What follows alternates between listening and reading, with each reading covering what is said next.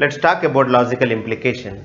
Okay, so we use logical implication between two formulas, let's say f1 comma f2, and we write them like this: f1 logically imply f2. So while writing we read like this: logically imply. Okay, so we write this symbol and we read f1 logically imply f2 if and only if f1 implication f2 is tautology. Okay, so this is the important condition. If you prove that f1 implication f2 is tautology, then that implication will get promotion and that symbol will become logical implication. That's it. That's the difference between an implication symbol and logical implication. Whenever I keep logical implication between two formulas f1 and f2, okay, then true false case should not arise. The reason, in other cases, like what are the other cases possible? True true, false true, false false. In these cases, f1 implication f2 is automatically true, right? So your formula is true here, but only in this case, let's say true implies false is false, isn't it?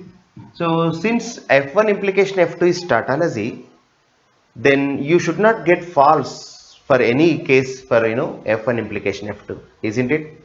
If that is the case, then f1 and f2 cannot get true false combination. If they get, true implies false will become false, but tautology formula cannot be false at any time, right? That's why you remember this point very clearly, that when formula 1 logically imply formula 2, then true false case should not arise. Okay, if you remember that, any question regarding this logical implication you can solve, not a issue. Let's see that then. First, let's start with example number 1. Okay, so example number 1 is about whether this symbol is logical implication or not. Okay, so let me modify the symbol. The question is, p and q logically imply p or q, yes or no? How I solve? You see, for me this is formula number 1 and this is formula number 2. Okay, the question, f1 logically imply f2 or not.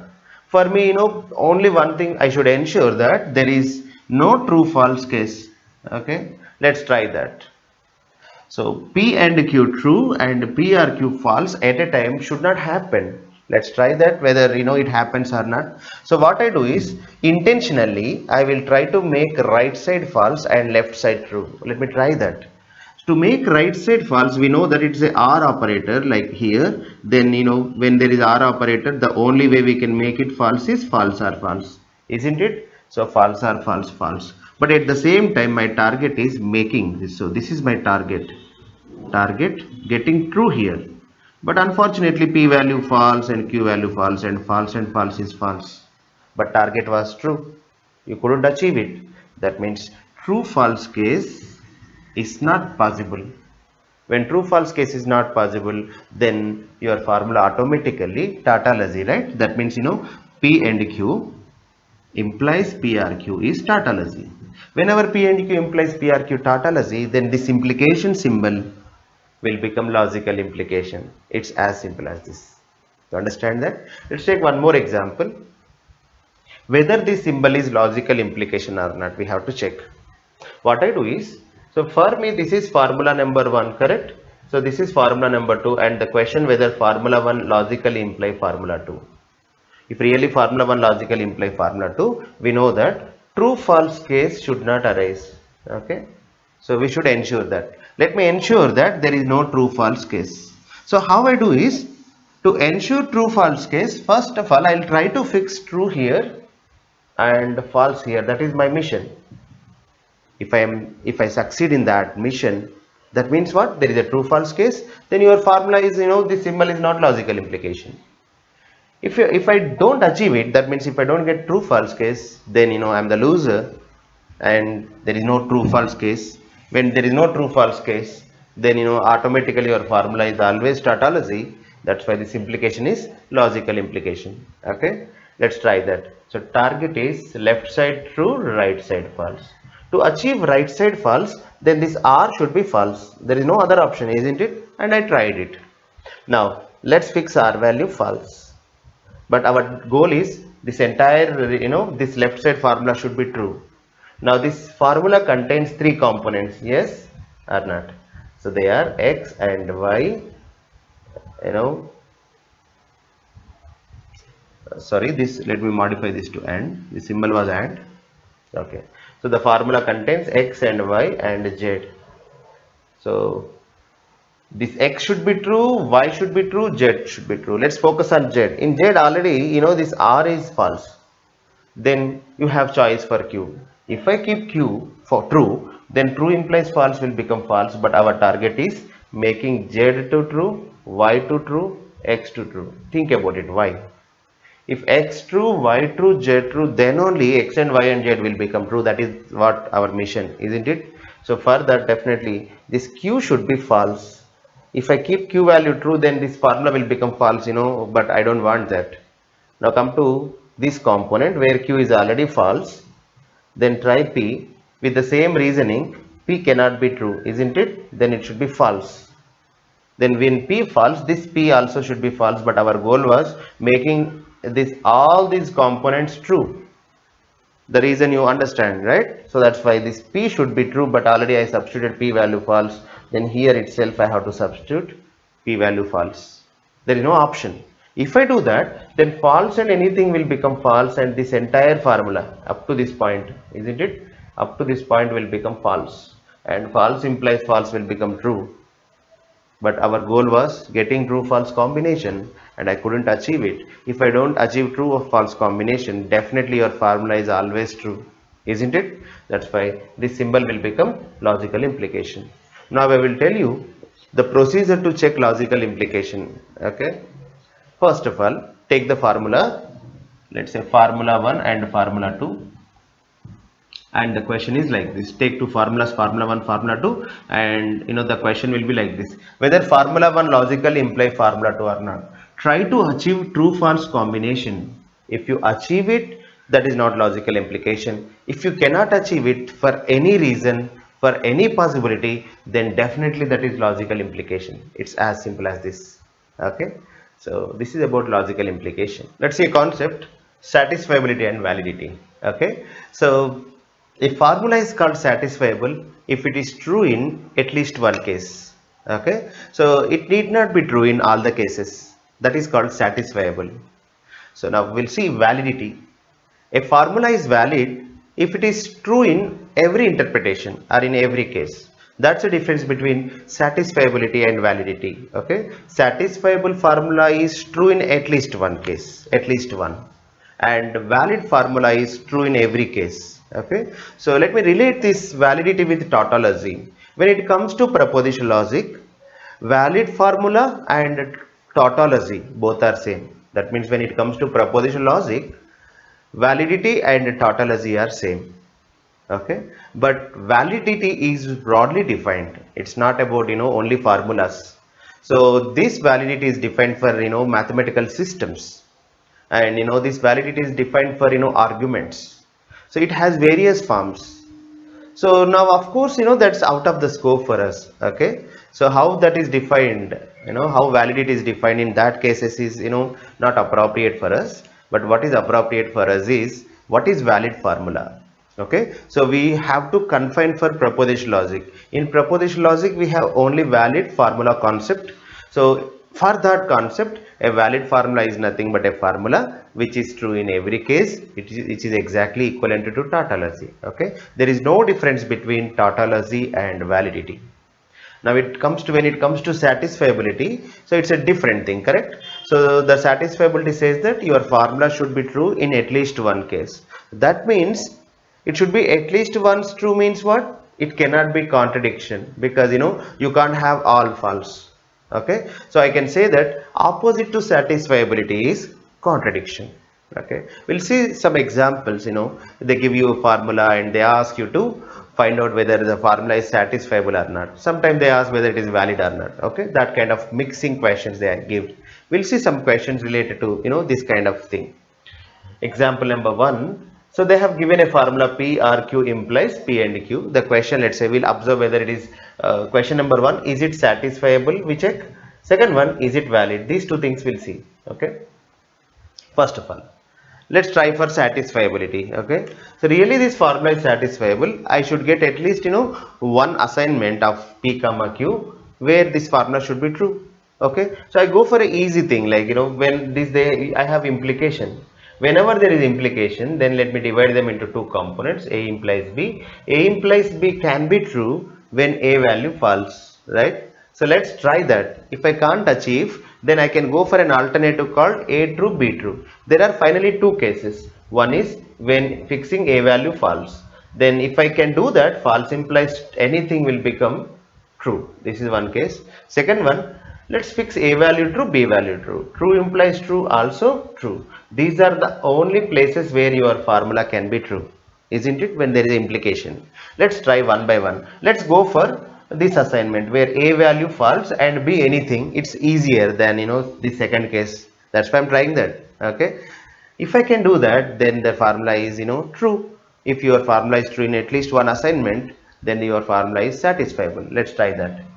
So for that, P or Q should be false. Then P should be false, okay, and Q should be false. So false or false? False. Now I got it. Then false implies anything is true, isn't it? That's why I can say now this formula got one true assignment. So that's enough to say that this formula is satisfiable. Let's go to validity. So validity is a more rigorous thing, like we have to check every case, right? So that's why it's like and that validity is nothing but tautology.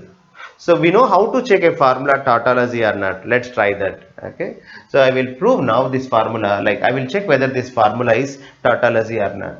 So what is the idea about checking tautology? Just recall. To check this formula tautology, we use this method. We'll try to prove that it is not tautology by getting true false combination. If I can get true false combination, then this will become true implies false, which is false. Tautology cannot have false, right? So that's why I try true false assignment. If I am succeeded, this formula is not tautology. If this formula is tautology, then you never get true false case. Okay, let's try that. So by fixing p value true, q value false, true or false is true, I got it at left side, and right side true and false, which is nothing but false, I got it. So by carefully adjusting p value, q value, I got true false assignment, isn't it? That means I got one false assignment. Then tautology cannot have a false assignment, isn't it? Then so why I am teaching about tautology? Think about it. Tautology and validity are same for propositional logic formulas, isn't it? That's why since this formula is not tautology, then this formula cannot be valid. Both are same. That's why, because already I know what is tautology, I am using it. So I will be comfortable, right? So now this is about validity and satisfiability. This formula is satisfiable, but this formula cannot be tautology because I got one false assignment. That's it. Now we'll see one gate question which is asked in 2004. Let's read the question. There is a formula, okay, and they are asking whether it is satisfiable or valid or anything. Okay. Now what I do is, let's try for satisfiability. Like it's easy, right? So try to get one true assignment. So I am going to check whether this formula is true in at least one case. Okay, let's do that. For that, my target is, you see, I just understand the structure of the formula, which is nothing but A implies B, isn't it? Whenever we have A implies B formula, by making A value false, I can make overall formula true. That's one way. Second one, A true, B true. But rather than that, I prefer always making A value false. If I can't achieve it, I'll go for that anyway. Okay. So let me take A value false. For A value false, it is nothing but P implies something. Okay. When you have implication, only this combination gives false. Our target is false, right? For that, P should be true and Q or our entire thing should be false. Then only this entire component will become false. For that, Q or R should be false. This is the idea, right?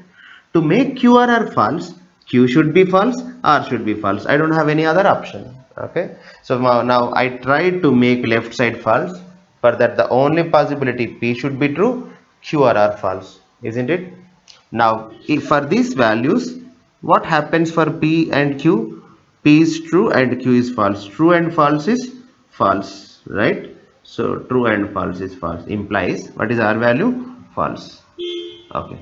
So whatever, doesn't matter. Already, I took left side false assignment. False implies anything is true. That means this formula is true for at least one case. So now it is satisfiable. Now the question, is it valid? Let's try.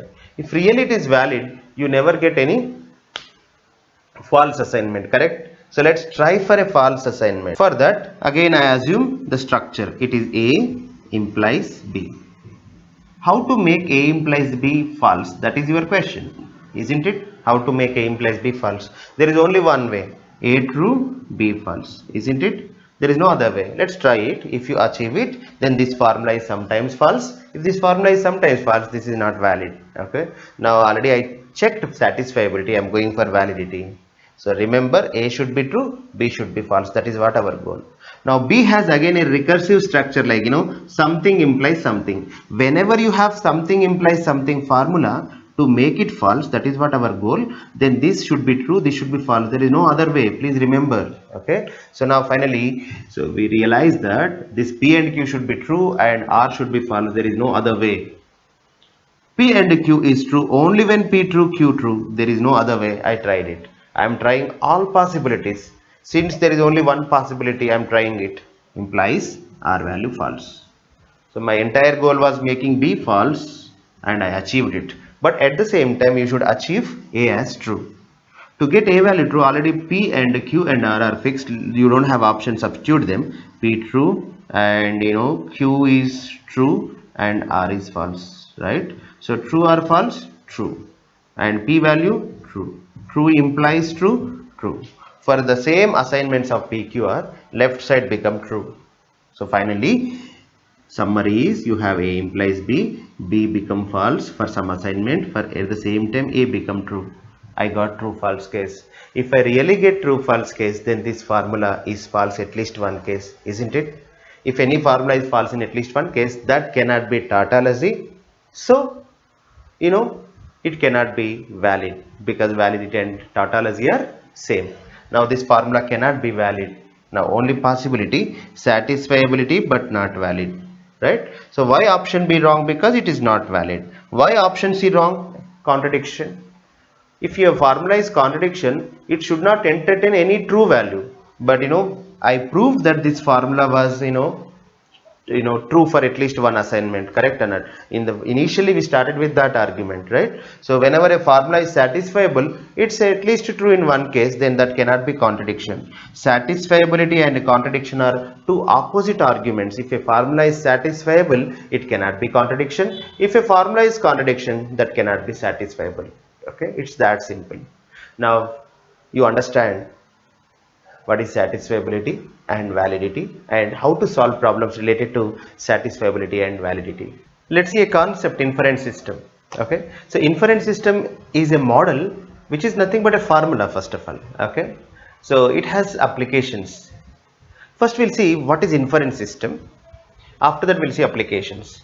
Inference system is nothing but a formula of this model. The model is P1 and P2 and P3 so on Pn implies C. That's it. So you will see some premises which are ANDed, followed by implication, followed by some conclusion. Okay, so that is called inference system. So people use inference system in reasoning. That means to deduce something. You have some example, you have some arguments. Okay, so with that arguments you want to deduct something. Okay, for that you need some rules, isn't it? Example, if Raju attends a class, let's say then Rani attends a class. And let's say Raju is in the class, then your brain concludes that Rani attends the class, isn't it? So in the same way, so in propositional logic we use inference systems to conclude some new information from existing information. Okay, it's that simple. Let's see inference systems topic closely. So you have formula now. That formula is called inference system, however, and that inference system can be in two ways. One is valid inference system, second one invalid inference system. So valid inference system is this one. Whenever premises are true, then conclusion must be true. Such an inference system is called valid inference system. Okay, so it's very easy to check whether a inference system is valid or not, right? For that what you do is take premises and make them true in every possible way, not in a particular way.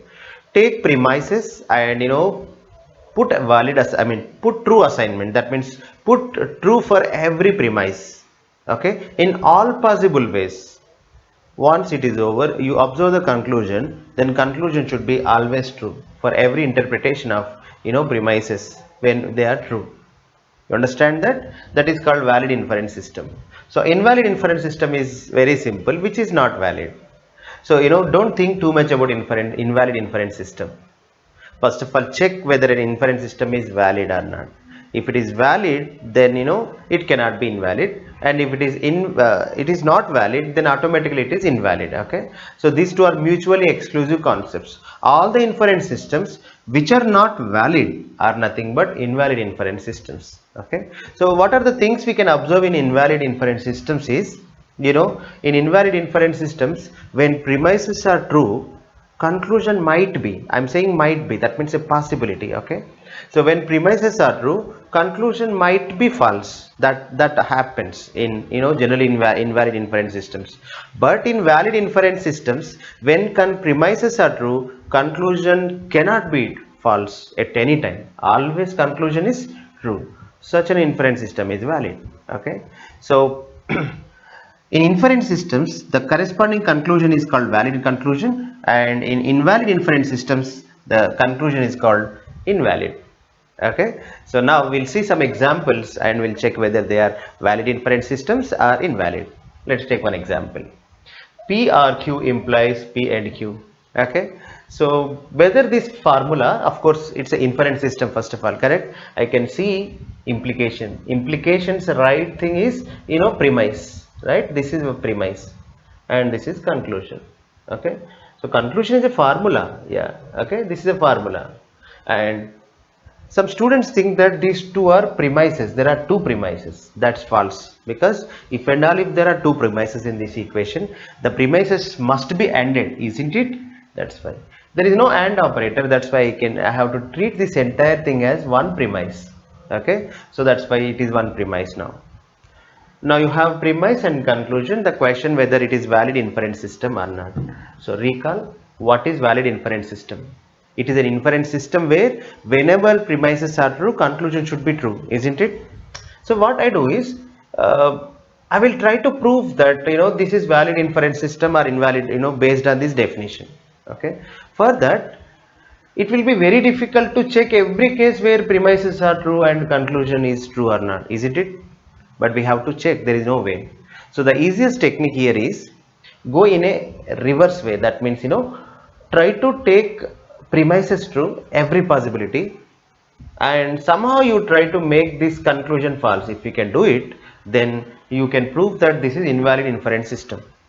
If you don't get this kind of combination where premises are true and conclusion is false, then definitely that is valid inference system, isn't it? Let me go with that idea. So what I do is, somehow I will make premises true. What are the possibilities I have? True, true, true, false. Everything I should try. False, true. Okay. In all these cases, I observe the conclusion. Can I make left side false? Left side false. Here I cannot do for true, true combination. But for true, false combination, sorry, right side. Right side, can I make false? Yes. True and false, false. Yes. Finally, I got a combination where premises are true, conclusion is false, isn't it, sir? Isn't it? That's why I can say that this is not a valid inference system. Really it is valid. I never get true false combination where premises true, conclusion false. It is impossible. You got it? So that's why it is invalid. Okay, so that's why this conclusion is called invalid. Let's take the second one. Negation P and Q implies P implies negation P. Same idea. So somehow if I can make premises true, this is premise number 1, this is premise number 2. Whenever somehow I can prove that this premise is true and conclusion false, then this inference system cannot be valid. So you let me try it. If I achieve it, it is invalid. If I cannot achieve it, it is valid. This is very simple, isn't it? Let's try that. My goal is left side true.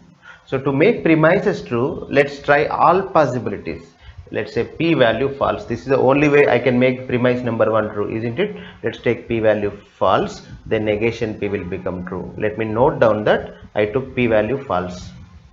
Next, let me substitute here p-value false, and let me substitute here, let's substitute p-value false, then negation p will become true. What is our goal? Making premises true. One premise become true. We have to try second premise. The second premise is q implies p. Target is making it true. We have option for q now. We can keep q value true or false, anything. So, but target is making this true. If I take q value true, then true implies false will become false. That's not my target, isn't it? My target was making this one to false, true. For that q should be false, isn't it? There is no other way. So note down that you have to take q value false. If you have any other option to make this formula true, then you try that also. Okay. Finally, I tried to keep premises true. Then end of the day I am getting conclusion also as true, isn't it? So whenever premises are true, automatically conclusion is becoming true. There is no other possibility. You understand that? Then I can say that this is a valid inference system and this is a valid conclusion. Okay, in that way you can understand or you can check whether an inference system is valid or invalid. Valid inference system is an inference system where whenever premises are true, then conclusion is true, isn't it?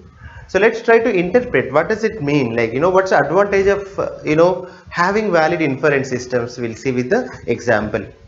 I have a valid inference system like this, p and p implies q, then q. So let me hide this conclusion for some time. Okay, of course it is valid conclusion, we know that. Let's hide this part, only take this part and try to interpret it with these interpretations. I am giving some interpretation for p. From now onwards, p means Raju attends a class, q means, let's say, Rani attends a class. Okay, so I am just assigning some values or statements for the propositions. If I do that, this formula will become, let me read it, p and p implies q. That means Raju attends a class, and if Raju attends a class, then Rani attends a class, isn't it? We know that if p implies q is nothing but if p then q. With this interpretation, up to this point, the formula is if Raju attends a class first of all, and if Raju attends a class, then Rani attends a class. So by using these two, what your brain concludes? So your brain also concludes that Rani should attend the class, isn't it? Yes. In the world, we have lot of beliefs. I have some beliefs, you have some beliefs, but what is the idea about inference system is nothing but bringing one belief, like conclusion is a belief, bringing some belief which is common to everyone and which is, which everyone can agree. Okay, come back and see again. If Raju attends a class, let me pictorially represent it. Let's say there is a classroom. According to this formula, Raju attends a class, let's say. Then if Raju attends a class, then definitely Rani attends a class. Since Raju attends a class, then Rani has to attend the class. Then can I conclude that Q, that means Q is a conclusion, Rani attends a class is obvious, isn't it? So everyone believe it. So now that is an idea about propositional logic inference systems. Every valid inference system gives you some information which we cannot deny. Okay, that means whenever premises are true, that means really Raju attends the class, and if Raju attends the class, then Rani attends the class. If these two statements are true, then definitely Rani attends the class is agreeable thing for everyone. That is valid conclusion. Okay, now inference rules. Inference rule is nothing but some of the inference systems. Now see, this is one inference system, and it gave you a beautiful conclusion that Rani attends a class, which everyone can agree. Now imagine there are some inference rules or some invalid inference systems. They are very brilliant, so that they are really gives you wonderful conclusions. Such conclusions or such inference systems are made as inference rules. Okay, so inference rules are nothing but which are very good inference systems or valid inference systems, from which I can get very useful information. You understand that? Let's go through that kind of inference rules. Okay, the first rule is modus ponens rule. So modus ponens rule is nothing but this inference system. What's the difference between this mod exponents rule and this one? Nothing. The way how we write is changed. So here we wrote horizontally, but what I do is from now onwards we write inference rules in a different way. We write premises followed by conclusion. Okay. Let's say premise number 1 P, second premise is P implies Q, and conclusion is Q. Okay. Now you tell me whenever premises are true, these two. Since it is a valid inference system, conclusion must be true, isn't it? That's it. From now onwards, that's why when P is true, P implies Q true, then definitely Q is true. So how I use in my real life is, if this P is nothing but Raju attends a class, and if this P implies Q is, if Raju attends a class, then Rani attends a class.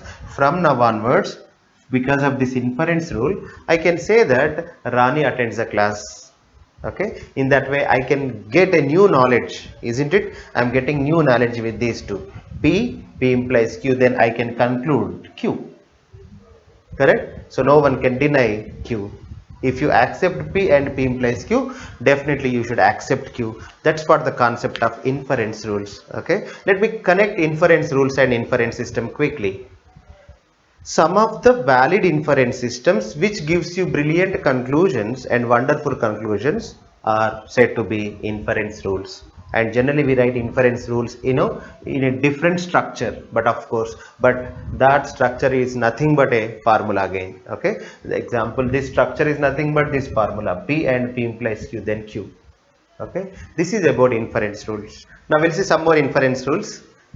For time being, I assume P means Raju attends a class and Q means Rani attends a class. Okay, with that I explain you this inference rules.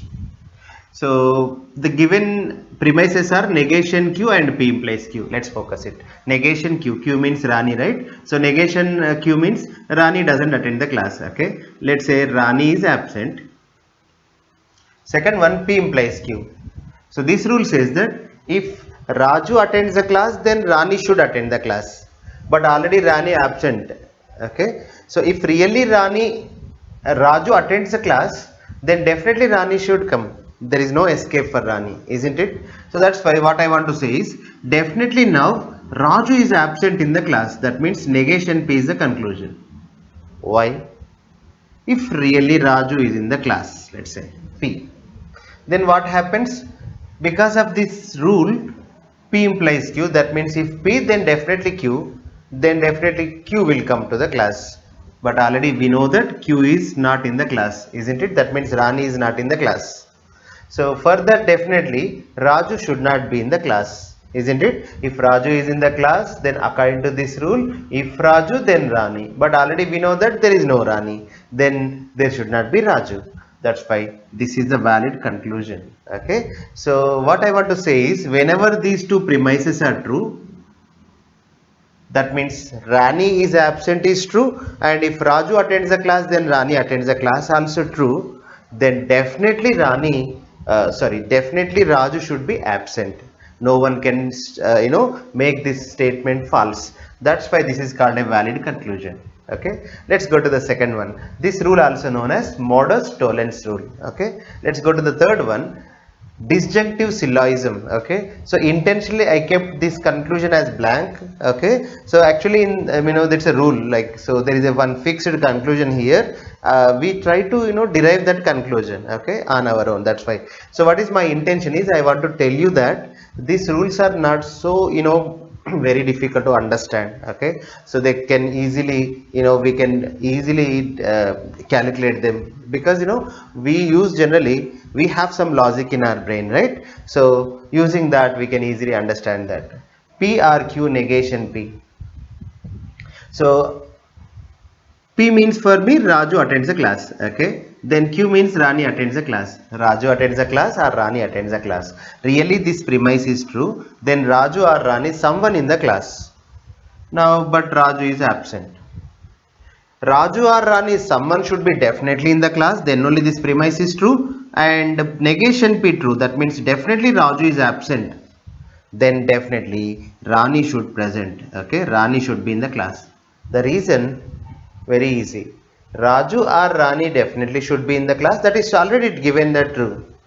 Now Raju is absent, then alternative is what? Definitely Rani should be in the class. Okay, in that way you can understand that conclusion is Q. This is called disjunctive syllogism. Now we'll see one more rule, that is hypothetical syllogism. Okay, so what does it mean? We'll see. If Raju attends a class, then Rani attends a class. Let's say this is true, and let's say second premise also true. If these two premises are true, then Raju attends a class, then Rani attends a class. If Rani attends a class, then let's say R means Rakesh. Okay, let's take R means Rakesh. Then Rani attends a class, then Rakesh attends a class. Then now overall it will become, if Raju then Rani, Rani then Rakesh, then can I say that if Raju is in the class, definitely Rakesh will be in the class, correct? Because of the transitive property, then I can say that if Raju is in the class, then Rakesh will be in the class. So this is one suitable conclusion. So that is nothing but hypothetical syllogism. Okay. So what is my idea again here? If this premise is true, what happens? Definitely P implies R will become true. So no one can make it false. That's what my idea. Okay. So from now onwards, whenever I see P implies Q, Q implies R, then I can conclude that P implies R. Okay.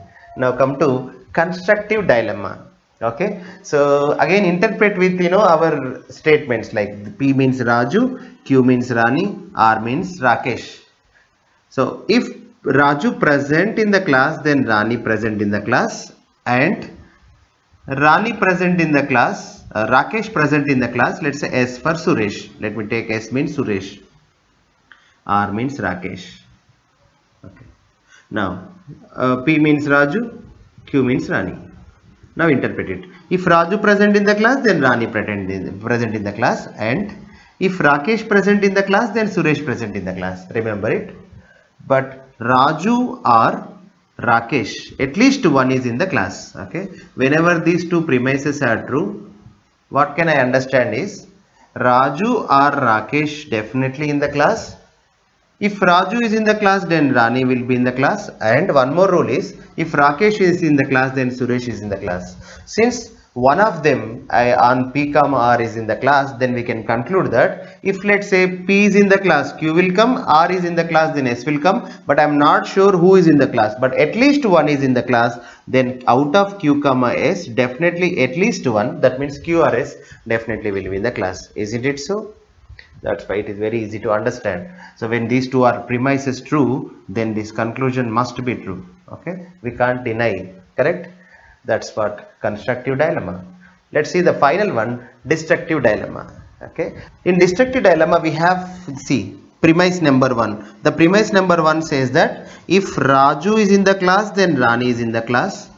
If Rakesh is in the class, Suresh is in the class. But we have AND operator. That means whenever this premise is true, two things are correct. One thing is Raju attends, then Rani attends. Second thing is if Rakesh attends, Suresh attends. You remember them. Now, out of Rani and Suresh, someone is absent. If Rani is absent, definitely Raju should be absent, isn't it? Now, if Suresh is absent, then Rakesh should be absent.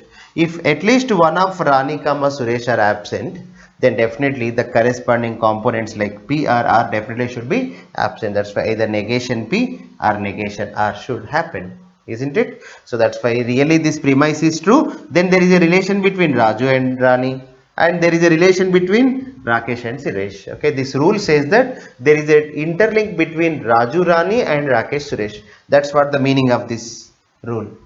This rule says that out of Rani comma Suresh, someone is absent. Then definitely indirectly out of Raju and Rakesh, at least one should be absent, isn't it? This rule is called destructive dilemma. Okay, so these are all inference rules. Generally we can use to conclude some arguments. Okay, the intention of inference rules is nothing but that deriving some new knowledge from the existing knowledge. Okay, which can be understandable for everyone, and it's not biased decision. Otherwise I can say that all these inference rules gives you conclusions which are obvious, and everyone can understand them, and they are not context sensitive. That means irrespective of the context, we can derive these conclusions. Okay, we conclude lot of things, they are not logical sometimes, isn't it? And they are domain dependent, sometimes situation dependent. Okay, we do lot of arguments, but they are not so logical. Okay, they depend on the context, sometimes they depend on the area, sometimes they depend on the people who are talking, right? So that's why, but these inference rules are independent of the context. Okay, so everyone can accept it for any situation. That's the usage of inference rules. Okay, let's see some problem related to inference rules, which is asked in gate 2012. And question is like this: two inferences are given, I1 and I2. So I1 is like this: if it rains then the cricket match will not be played, is one statement. Second premise is the cricket match was played, and conclusion is, which is nothing but, they said inference is nothing but conclusion. Then the conclusion is given as there was no rain. Second one, if it rains then cricket match will not be played, same thing like I1, and second statement is changed to it did not rain. We have to find out whether this conclusion is correct or not. The cricket match was played. Let me write them in symbolic form. Okay, so I take it rains as P, cricket match will not be played as Q. Then let me consider inference I1. So it is like this: if it rains, if P, okay, if P, then the cricket match will not be played. Cricket match will not be played is Q. If P, then Q, correct? So that can be alternatively written as P implies Q. Now take this second one: the cricket match was played. So cricket match will not be played is Q. Cricket match was not played is negation Q, isn't it? Now, what is the conclusion they have given? There was no rain. So, it rains is P. There was no rain is opposite to that, negation P. So, now problem is reduced to whether this inference rule is correct or not. Okay, we'll see. Raju, then Rani. If Raju attends the class, then Rani attends the class. And Rani doesn't attend the class, then we can say negation P, or Raju doesn't attend the class, isn't it? So this is modus tollens rule, correct? So that's why it's a valid conclusion. Let's take second inference, I2. If it rains then the cricket match will not be played. It is exactly like the statement of I1, first statement of I1, isn't it? That's why let me write P implies Q. Second statement is changed to it did not rain. If it rains is P, it did not rain is negation P. Okay, then the conclusion is the cricket match was played. Cricket match will not be played is Q, then it is negation Q. Is it valid conclusion? We'll see. P implies Q, negation P, then negation Q. Let me convert them to Raju's and Rani's. If Raju attends the class, then Rani attends the class. But today Raju is absent. See this one. Then can you conclude that Rani is absent? So we have not seen any such inference rule, right? So for me it looks like it's wrong. So how to prove whether it is wrong or not? Okay, for that I use a formal method. That means, what is the meaning of inference system? If it is a valid inference system, whenever premises are true, conclusion should be true, isn't it? Let's assume that premises are true. Okay, let's make premises are true. What is the second premise? Negation P. If negation P is true, then P should be false, isn't it? Let me take P value false. If I take P value false, negation P will become true, and P value false. False implies anything is true. We know that false implies true, and false implies false true. Then finally I want to say that without substituting Q value, I made premises true. I have option for Q. Then that means Q can be anything, still premises are true. But the conclusion is given negation Q. What if I take Q value true? Then negation Q will become false, isn't it? So see, finally I made premises as true, conclusion is false. Really, if it is a valid inference system, then conclusion cannot be false, isn't it so? That's why I can say that this second inference system is not valid inference. Okay, so only I1 is correct. So now they have given four multiple choices, like both I1 and I2 are true, I1 false, I2 is true, I2 true, I1 false, so many things, like all combinations. So directly we can say that I1 is valid inference, I2 is not valid inference. That's it.